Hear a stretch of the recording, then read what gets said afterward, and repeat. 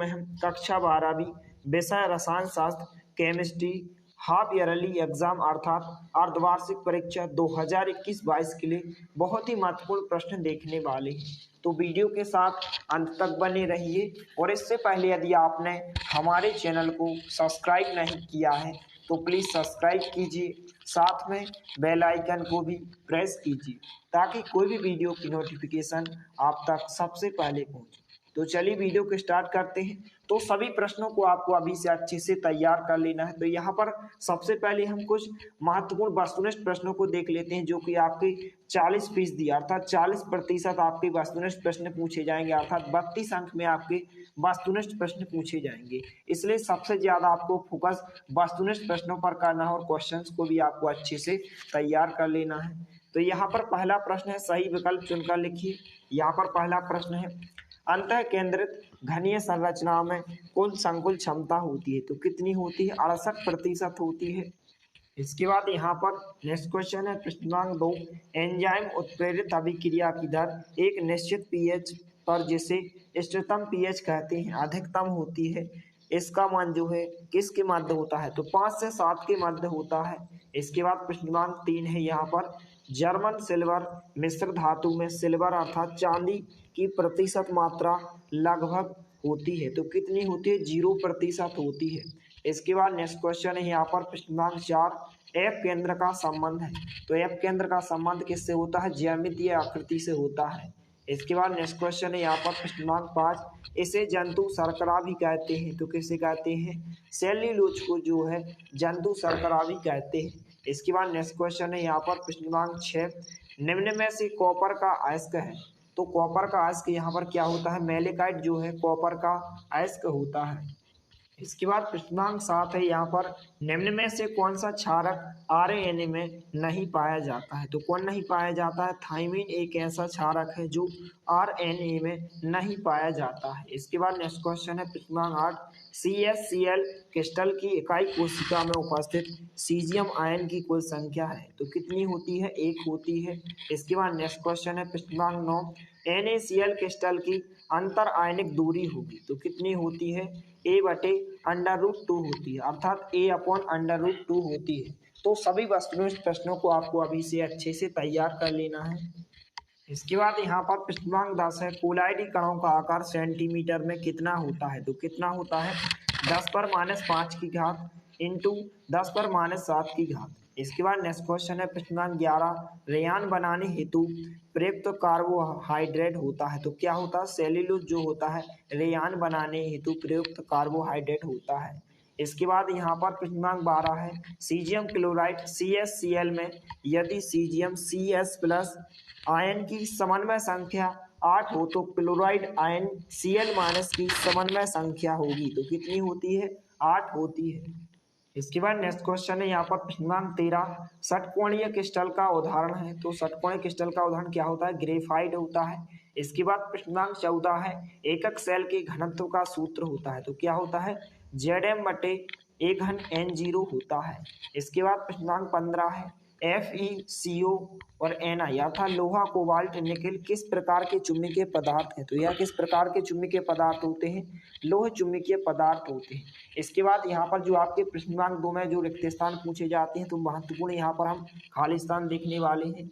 तो सभी प्रश्नों को आपको अच्छे से तैयार कर लेना है, एक भी प्रश्न को आपको नहीं छोड़ना है, सभी प्रश्नों को आपको अभी से अच्छे से तैयार कर लेना है और इस वीडियो को ज़्यादा से ज़्यादा अपने दोस्तों के साथ शेयर करना है। इसके बाद यहाँ पर प्रश्न क्रमांक 2 है, रिक्त स्थानों की पूर्ति कीजिए।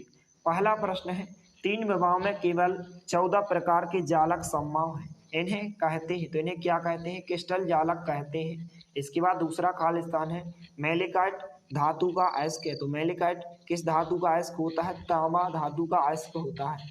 इसके बाद तीसरा खाली स्थान है, N2O5 में नाइट्रोजन की सहसंयोजकता का मान कितना होता है तो 5 होता है। इसके बाद यहाँ पर चौथा खाली स्थान है, EDTA यहाँ पर 4 की घात माइनस अर्थात ethylene diamine tetra acetate ion एक महत्वपूर्ण खालिस्तान लिगैंड होता है तो कौन सा लिगैंड होता है? षड्दंतोर लिगैंड होता है। तो यहाँ पर इसका आंसर षड्दंतोर हो जाएगा। इसके बाद यहाँ पर पांचवा खालिस्तान है, प्राकृतिक रबर यहाँ पर खालिस्तान का रैखिक बहुलक है, तो किसका बहुलक होता है? आइसोप्रीन का यहाँ पर बहुलक होता है। तो सभी महत्वपूर्ण प्रश्नों को आपको अच्छे से तैयार कर लेना है। इसके बाद यहाँ पर नेक्स्ट क्वेश्चन है या था छठवां, खालिस्तान सर्वोच्च इलेक्ट्रॉन बंधुता खालिस्तान की होती है, तो किसकी होती है? क्लोरीन की जो है सर्वाधिक अर्थात सबसे अधिक इलेक्ट्रॉन बंधुता होती है। इसके बाद यहाँ पर सातवां खालिस्तान है सामान्य ताप पर ब्रोमीन खालिस्तान होता है, तो क्या होता है? ध्रुव अवस्था में पाया जाता है। इसके बाद यहाँ पर आठवां खालिस्तान है क्लोरीन की खोज खालिस्तान वैज्ञानिक ने की थी, तो किस वैज्ञानिक ने की थी? सीले नामक वैज्ञानिक ने की थी। इसके बाद यहाँ पर नौवां खालिस्तान है ब्लीचिंग पाउडर को खालिस्तान भी कहा जाता है, तो क्या कहा जाता है? इसके बाद 10वां खालिस्तान है हाथी दांत तेल आदि के व्यंजन में खालिस्तान गैस का उपयोग किया जाता है, तो किस गैस का उपयोग किया जाता है? Cl2 गैस का उपयोग किया जाता है। इसके बाद जो 11वां खालिस्तान है जल का घनत्व खालिस्तान ताप पर अधिकतम होता है, जो 4 डिग्री सेल्सियस पर जो है जल का घनत्व यहाँ पर अधिकतम होता है। तो इनको भी आपको अभी से अच्छे से तैयार कर लेना है। इसके बाद यहाँ पर हम कुछ महत्वपूर्ण सही जोड़ियों को देख लेते हैं। तो यहाँ पर प्रश्न क्रमांक 3 में आपको सही जोड़ियाँ पूछी जाएंगी। तो यहाँ पर इस प्रकार से आपको स्तंभ दिए जाएंगे। तो यहाँ पर पहला है टेफ्लॉन, तो टेफ्लॉन TFE में पाया जाता है। यहाँ पर इनके सामने इनके आंसर दिए गए हैं, तो इनको आप अच्छे से तैयार कर लें। यहाँ पर दूसरा है अति चालकता, तो यह क्या होता है? कैमरलिंग ऑन्स होता है। इसके बाद तीसरा है फ्रैंकल्डोस, किसमें पाया जाता है? सिल्वर क्लोराइड में पाया जाता है। इसके बाद चौथा है प्राकृतिक रबर, तो प्राकृतिक रबर क्या होती है? आइसोप्रीन होती है। इसके बाद यहाँ पर पांचवा है संघनन बहुलक, तो यह किसमें पाया जाता है? टेरिलीन में पाया जाता है। इसके बाद यहाँ पर जो नेक्स्ट क्वेश्चन में यहाँ पर दिया गया है सहसंयोजक ठोस क्या होता है? आयोडीन होता है। इसके बाद सातवां है जो पायस, पायस क्या होता है? द्रव का द्रव में विलयन होता है।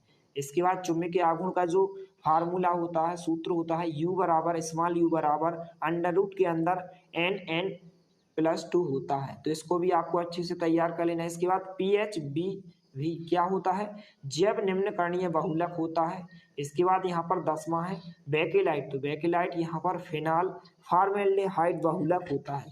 तो सभी सही जोड़ियों की जो भी यहाँ पर हमने आपको बताई है सभी को आपको अच्छे से तैयार कर लेना है। इसके बाद यहाँ पर प्रश्न क्रमांक 4 में जो कि आपको एक शब्द या एक वाक्य में प्रश्न पूछे जाते हैं, तो यहाँ पर बहुत ही महत्वपूर्ण है। पहला प्रश्न है इकाई कोशिका के घनत्व का सूत्र लिखिए, तो इसका घनत्व का सूत्र क्या होता है? इकाई कोशिका के कैपिटल Z होता है, कैपिटल M होता है, अपॉन में होता है A∗N0 होता है। इसके बाद दूसरा प्रश्न है बॉक्साइट का रासायनिक सूत्र लिखिए, तो बॉक्साइट का रासायनिक सूत्र क्या होता है? Al2O3 × 2H2O होता है। इसके बाद तीसरा प्रश्न है सामान्य ताप पर H2O द्रव है जबकि H2S गैस है, क्यों? तो यहाँ पर इनका प्रमुख कारण क्या होता है कि इनके मध्य क्या होता है? हाइड्रोजन बंध बनता है, इसलिए H2O द्रव अवस्था में पाया जाता है तथा H2S गैस अवस्था में पाया जाता है। तो इसका आंसर क्या हो जाएगा? हाइड्रोजन बंध बनाता है। इसके बाद यहाँ पर नेक्स्ट क्वेश्चन है क्रमांक 4 ZnCd एवं Hg सामान्यतः संगुण तत्व नहीं माने जाते हैं, क्यों नहीं माने जाते हैं? क्योंकि जो होता है इन तत्वों की बाह्यतम कोश, जो बाह्य कोश होता है पूर्ण रूप से भरे होते हैं, अर्थात जो इनका डी कोश होता है वह पूर्ण रूप से भरा होता है, इसलिए इसका यह आंसर हो जाएगा। इसके बाद यहाँ पर पांचवा प्रश्न है डोपिंग क्या है? तो डोपिंग की आपको परिभाषा लिखना है कि क्रिस्टल जालक में अशुद्ध मिलाने की क्रिया को क्या कहते हैं? डोपिंग कहते हैं। तो इन सभी प्रश्नों को आप अभी से अच्छे से तैयार कर लें। इसके बाद यहाँ पर प्रश्न क्रमांक 6 है चतुष्फलकीय रिक्तिका का त्रिज्या अनुपात लिखिए, तो इसका जो चतुष्फलकीय रिक्तिका त्रिज्या का जो अनुपात होता है वह 0.225 होता है। इसके बाद यहाँ पर सातवां प्रश्न है ब्रैग समीकरण लिखिए, तो ब्रैग समीकरण क्या होता है? n लैम्डा बराबर 2d sin थीटा होता है। इसके बाद यहाँ पर आठवां प्रश्न है धात्विक क्रिस्टल का एक उदाहरण लिखिए, तो धात्विक क्रिस्टल का उदाहरण क्या होता है? निकल एक ऐसा है जो धात्विक क्रिस्टल में पाया जाता है। तो इन सभी वस्तुनिष्ठ प्रश्नों को आपको अभी से अच्छे से तैयार कर लेना है क्योंकि आपके 32 अंक में पूछे जाएंगे। इसके बाद यहाँ पर हम कुछ महत्वपूर्ण प्रश्नों को देखने वाले हैं जो कि आपके 2 अंक, 3 अंक, 4 अंक और 5 अंक में पूछे जाएंगे। तो सभी प्रश्नों को आपको अच्छे से तैयार करना है। तो यहाँ पर प्रश्न क्रमांक 5 है ppm को परिभाषित कीजिए। इसके बाद प्रश्न क्रमांक 6 है उस विलयन की मोलरता की गणना कीजिए जिसमें 5 ग्राम NaOH 450 ml विलयन में घुला हुआ है। तो इस प्रकार के आपको न्यूमेरिकल क्वेश्चंस भी पूछे जा सकते हैं, इसलिए इनको भी आपको अच्छे से सॉल्व करके देख लेना है। इसके बाद प्रश्नांक 7 है टिंडल प्रभाव किसे कहते हैं। इसके बाद प्रश्नांक 8 है अपोहन किसे कहते हैं। इसके बाद नेक्स्ट क्वेश्चन प्रश्नांक 9 हार्डी सुलजे का नियम लिखिए। इसके बाद प्रश्नांक 10 है मोलरता, मोललता, नॉर्मलता और फॉर्मलता की परिभाषा लिखिए। तो इनमें से हर वर्ष आपको एक में एक क्वेश्चन जरूर पूछा जाता है। यदि आपको मोलरता पूछा जाए, मोललता पूछा जाए, नॉर्मलता या फॉर्मलता पूछा जाए, तो इनमें से आपको 2 अंक की एक परिभाषा पूछी जाती है, इसलिए इन चारों को आपको अभी से अच्छे से तैयार कर लेना है। बहुत ही महत्वपूर्ण प्रश्न है, हर वर्ष इस प्रकार के प्रश्न पूछे जाते हैं, तो एक भी प्रश्न को आपको नहीं छोड़ना है, सभी प्रश्नों को आपको अच्छे से तैयार कर लेना है। इसके बाद प्रश्नांक 11 है अणुसंख्यक गुणधर्म किसे कहते हैं। इसके बाद प्रश्नांक 12 मोलरता एवं मोललता में कोई 3 अंतर लिखिए। यह प्रश्न आपको 3 अंक में पूछा जा सकता है, इसलिए इसको भी आपको अच्छे से तैयार कर लेना है। इसके बाद प्रश्नांक 13 है बांट-आप गुणांक को परिभाषित कीजिए तथा अपसामान्य आणविक द्रव्यमान के लिए सूत्र लिखिए। इसके बाद प्रश्नांक 14 है आदर्श एवं अनादर्श विलयन में 3 अंतर लिखिए। यह आपको 3 अंक में पूछा जाएगा, इसलिए आपको इसको अच्छे से तैयार कर लेना, बहुत ही महत्वपूर्ण प्रश्न है। इसके बाद प्रश्नांक 15 है अनादर्श विलयनों के धनात्मक एवं ऋणात्मक विचलन में अंतर लिखिए। इसको भी आपको अच्छे से तैयार कर लेना है, आपको 3 अंक या 2 अंक में पूछा जाएगा। इसके बाद यहाँ पर नेक्स्ट क्वेश्चन है प्रश्नांक 16 कारण लिखिए। पहला प्रश्न इस प्रकार से आपको प्रश्न आ सकता है कि आपको कारण लिखने को कहा जाएगा। पहला प्रश्न है 17वें समूह के तत्व हैलोजन क्यों कहलाते हैं, यहाँ पर आपको कारण बताना होगा। दूसरा प्रश्न है संक्रमण तत्वों के आयन रंगीन क्यों होते हैं, इसको भी आपको बताना है। तो सभी प्रश्नों को आपको अच्छे से तैयार कर लेना है।